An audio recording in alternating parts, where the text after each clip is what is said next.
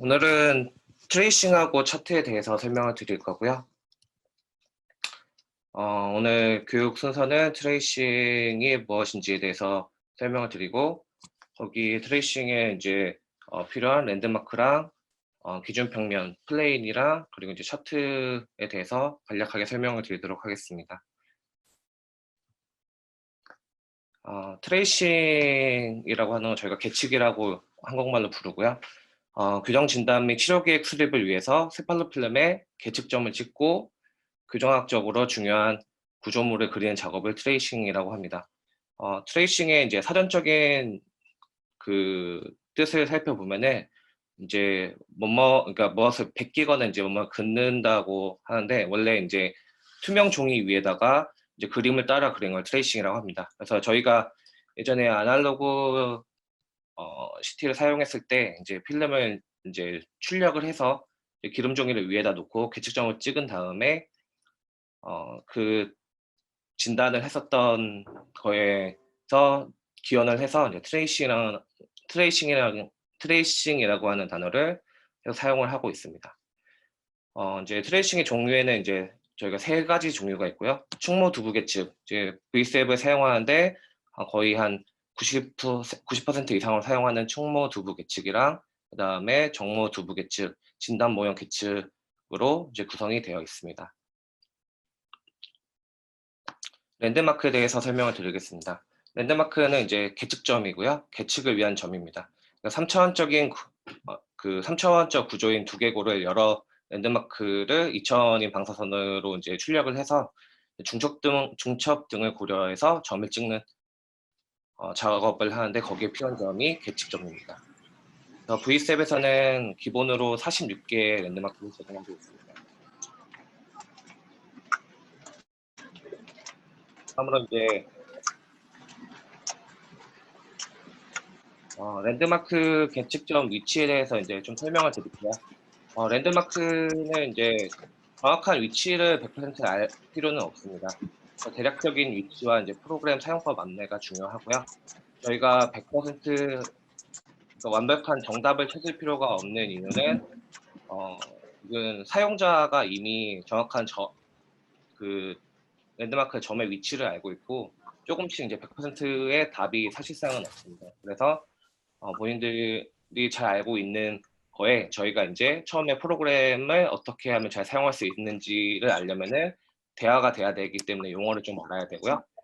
그 다음으로는 이제 이런 점이 잘 찍힌다라고 했을 때 이제 저희가 비교 아니면 결과물이 이제 좀 캘리브레이션이 잘 되어 있는 건인지를 파악하기 위해서 점의 위치를 알 필요가 있습니다. 그리고 현재는 V7에서 오토트레이싱을 제공하기 때문에 수동으로 했을 때 어떻게 점을 찍어야 되는지 설명할 때 초반 지점 위에 지금 빨간색으로 화면에서 보시면은 빨간색으로 표시된 이제 4개의 점 정도는 이제 찍어 드리면서 이렇게 찍어 나가시면 됩니다라고 안내를 드리기 위해서 계측점의 위치를 파악을 해보도록 하겠습니다. 그리고 이제 책에서 안내를 해주는 그런 점의 위치들이 너무 어렵게 설명이 되어 있어가지고 제가 이제 나름대로 조금 말을 쉽게 풀이해서 써놨고요. 이걸 보시고 이제 옆에 이제 사진이나 이런 걸 보시면서 이제 비교를 해가지고 대략적으로 이쪽 점에 있다라는 거를 이제 확인해 주시면 됩니다. 그래서 하나하나 조금씩 살펴보도록 하겠습니다. 첫 번째, 그러니까 점이 찍힌 순서대로 이제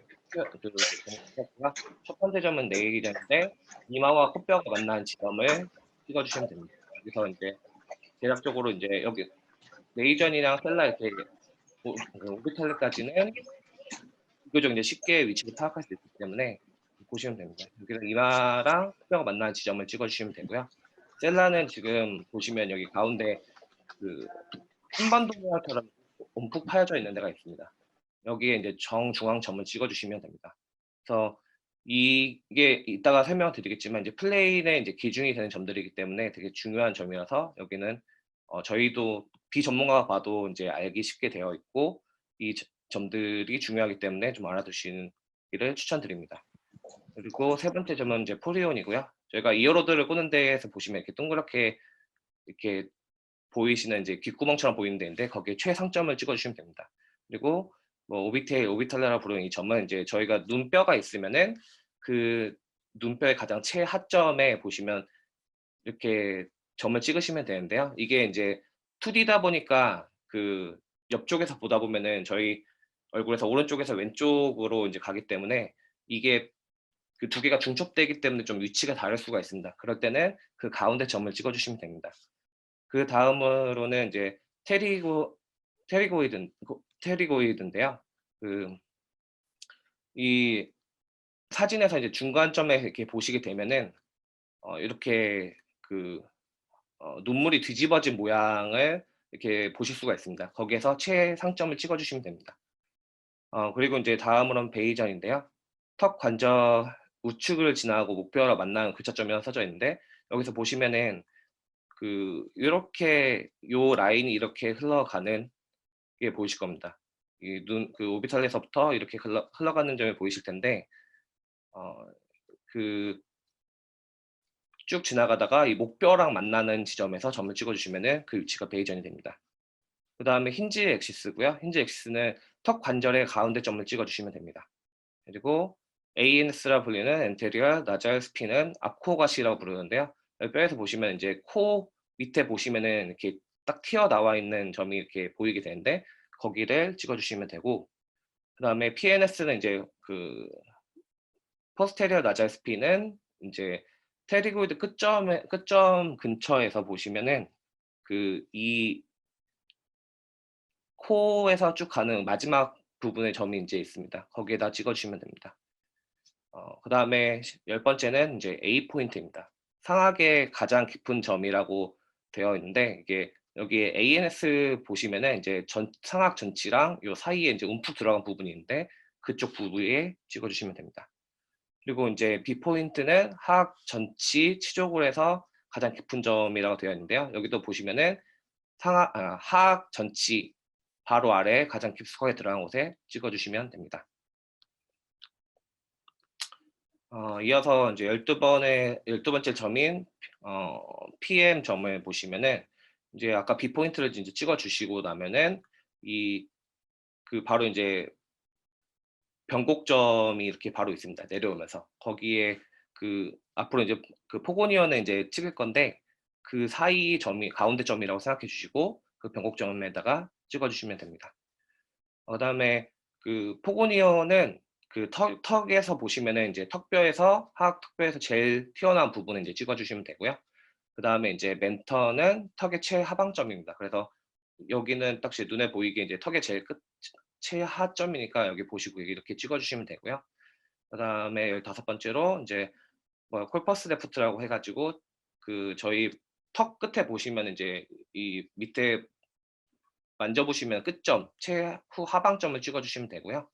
그다음에 레머스 다운은 하악의 최후방점이라 가지고 이제 이 턱관절 뒤쪽에서 위에 좀 더 올라가 보시면은 더 이렇게 저희가 보통 보톡스 맞는 자리쯤에 이렇게 누르면은 가볍게 부드럽게 만져지는 점을 찍어 주시면 됩니다. 그다음에 아티큘레어는 요거는 좀 설명드리기가 조금 어렵긴 한데 얘도 보시면 이제 아까 베이전 설명드렸을 때 보이시는 이 라인이 흘러갈 때 이 힌지 엑스를 찍으면은 저희가 이 라이닝이 되잖아요. 거기 후측에서 교차하는 점쯤에 찍어주시면은 그 위치를 확인하실 수가 있습니다. 그 다음에 이제 하악에서 찍어야 할 때 점들을 이제 설명을 드리겠습니다. 여기는 보시면은 이제 맥실라 원 크라운은 이제 상악 전치의 이제 제일 끝에 저희가 치아의 제일 아래점을 찍어주시면 되고요. 그 다음에 맥실라 원 루트는 상악의 이제 치근을 찾아주시면 됩니다. 이거는 사실 거의 눈에 잘 보이기 때문에 쉽게 찍을 수가 있습니다. 근데 사람이 찍을 때에는 되게 쉽게 보이는 점들이 저희가 오토 트레이싱에서 했을 때는 상당히 어렵게 찍히는 점이기 때문에 그 점은 좀 오토 트레이싱 할 때 이제 설명해 주시면 좋을 것 같습니다. 맨더블 1이랑 맨더블 1 루트는 이제 맥실라랑 똑같은 개념인데 하악에서 적용된 점이라고 보시면 되고요. 그다음에 이제 오클라자 플레인 포인트는 여기서 이제 저희가 이후에 이제 맥실라 맨더블 맥실라 식스를 찍을 때를 고려해서 거기 가운데 이제 중점을 찍어주시면 되고요. 그다음에 맥실라 식스 디스탈은 상악 제1 대구치의 최후방을 찍어주시면 되고, 그다음에 루트는 그 뿌리 지점에 또 최후방점에 찍어주시면 됩니다.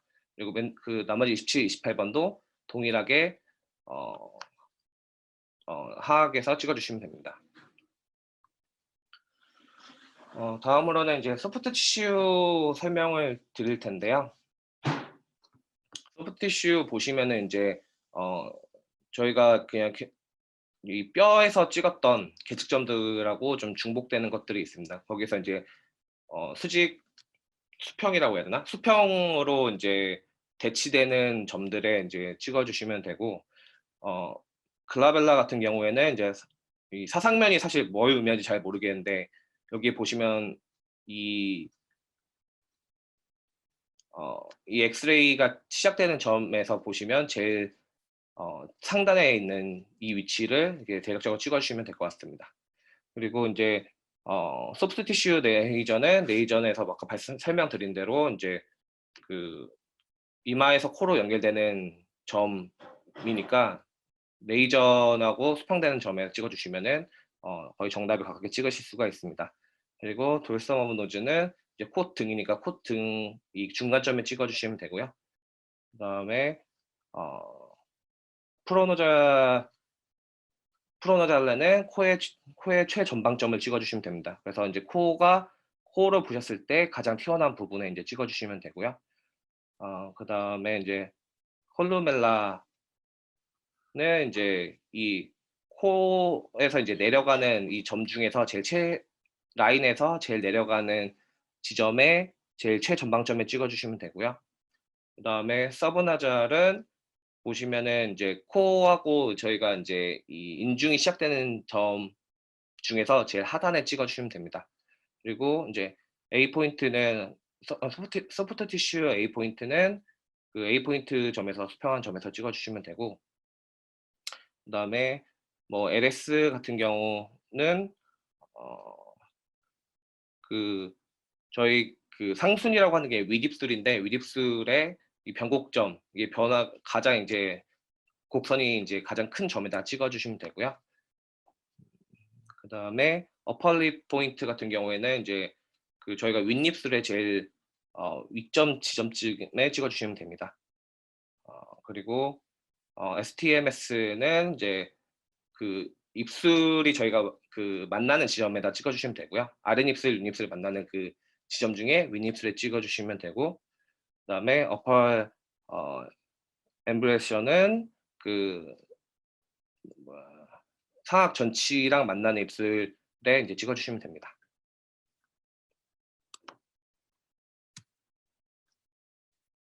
네, 그다음에 로얼 엠브레셔는 이제 아랫입술하고 그러니까 아랫입술하고 하악 전치가 만나는 부분에 이제 찍어주시면 되고요. 그다음에 STMI는 그 아랫입술의 제일 윗점에다 찍어주시면 되니까 아까 설명드린 것처럼 입술이 만나는 지점, 그 상순하고 만나는 지점에 찍어주시면 되고, 롤 같은 경우는 이제 그 FH 플랜 이따 설명드리긴 할 텐데 이제 이거보다는 이제 하순에서 그러니까 아랫입술에서 가장 튀어나온 지점 최전방점을 찍어주시면 됩니다. 그리고 소프트 티슈 B 포인트는 그 B 포인트의 수평한 선을 이제 찍어주시면 되고요. 그 다음에 이제 소프트 티슈 포고니언도 턱 연조직에서 가장 돌출된 점을 찍어주시면 됩니다. 그리고 이제 소프트 티슈 멘턴에서 수직 기준선과 턱의 연조직 하부 외형의 교차점이라고 써져 있는데요. 이제 그 멘턴에서 이제 수직으로 내려가지고 점을 찍어주시면 되고, 마지막으로 이제 CV는 그 저희가 이제 턱하고 목하고 만나는 지점이 이게 사실 보면은 잘 안 보이실 텐데 이제 그걸 예측해서 이제 찍어주시면 됩니다. 이제 계측점에 대해서 설명을 다 드렸는데 사실 이게 설명을 해도 좀 약간 이해가 잘 안 되시는 부분이 엄청 많으실 겁니다. 그래서 보시면은 이제 어 저희가 이제 V셉에 기본으로 들어있는 그 유희정 과장님 데이터가 이제 트레이싱 점이 찍혀 있으니까 그거를 이제 보시고 그 점의 그냥 위치, 대략적인 위치를 이제 기억을 해주신 다음에 이거를 전체를 다 찍으면서 시연을 해주실 필요는 없고요. 이런 식으로 찍어주시면 됩니다. 이렇게 하고 이제 설명을 해주시면 됩니다. 다음에는 이제 기준평면이라고 하는 플레인의 설명을 드릴 텐데요. 교정 진단을 하는 데 있어서 기준이 되는 평면, 저희가 이제 그 분석법 그 V 애널리시스에서 보시면은 가이드라인을 설정할 때 넣어주는 그 기준선이라고 보시면 됩니다. 그래서 저희가 이 8가지 기준평면에 대해서 이제 설명을 드릴 텐데요. 위에서 이제 설명드렸던 계측점들이 있는데 그 주요 계측점들을 찍어서 그거를 이제 그 저희가 각도랑 이제 길이를 측정하기 위해서 기준선을 만들어내는 과정입니다. 그래서 8가지가 있고 뭐 SN, 뭐 셀라 네이전 이런 식으로 약어로 부르기 때문에 약어도 이제 뒤에다 붙여놨고요. 이걸 한번 보시면 이제 SN 기준선은 셀라랑 네이전까지의 평면이고 그다음에 저희가 흔히 또 하나의 기준선이 되는 이제 FH 프랭크포르트 호리젠탈 기준평면은 그 포리온에서 이제 귀 최상반점에서 오비테일 그러니까 눈 밑에 뼈까지의 평면 그리고 이런 식으로 평면 기준이 이렇게 되어 있습니다. 8가지 좌측에 보시면 이제 확인하실 수 있고 이거를 사용하는 방법을 바로 아래서 설명드리도록 하겠습니다. 그래서 이제 이런 계측점들을 찍었는데 진단을 어떻게 하는가에 대한 이제 좀 이해가 많이 사용을 해보시지 않으신 분들은 좀 이해가 안 되실 수가 있는데요. 이게 아래에서 이제 예시 이것도 이제 기준각이라고 해가지고 SNA 이런 식으로 이제 저희 분석법 그 뭐야 리스트를 보시면 이제 보통 보실 수가 있으실 거예요. 그러면은 SNA가 셀라, 네이전, A 포인트 세 점을 이은 것 중에서 이제 이 각도가 어떻게 되느냐를 판단하는 기준각인데 이제 이게 정상치가 80도라고 이제 그 많은 이제 데이터들이 누적되면서 이제 이게 정상치라고 지금 협의가 되어 있고 이 각도가 이제 80도보다 큰 경우에는 이제 상악이 좀 많이 튀어나왔다. 평균치보다. 그리고 이제 그게 정상치보다 작은 경우에는 80도, 79도 이하일 때는 이제 상악이 많이 이제 평균치보다 많이 들어가 있는 경우를 이제 설명을 하는 겁니다. 그래서 이런 것을 판단을 해서 이제 원장 교정 전문의가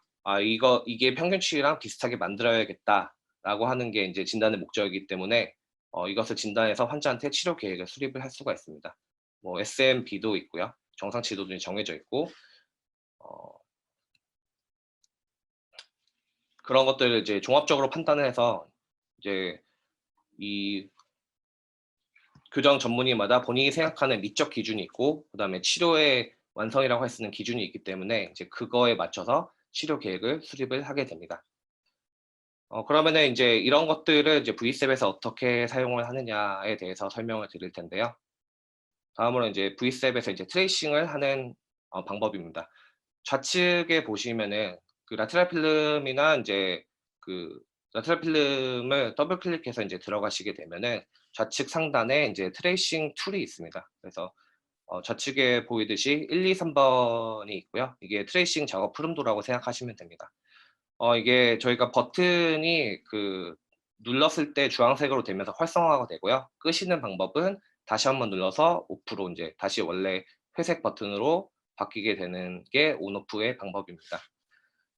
그래서 이제 처음에 1번을 이제 클릭을 해 주시면 이제 트레이싱을 시작할 수가 있고요.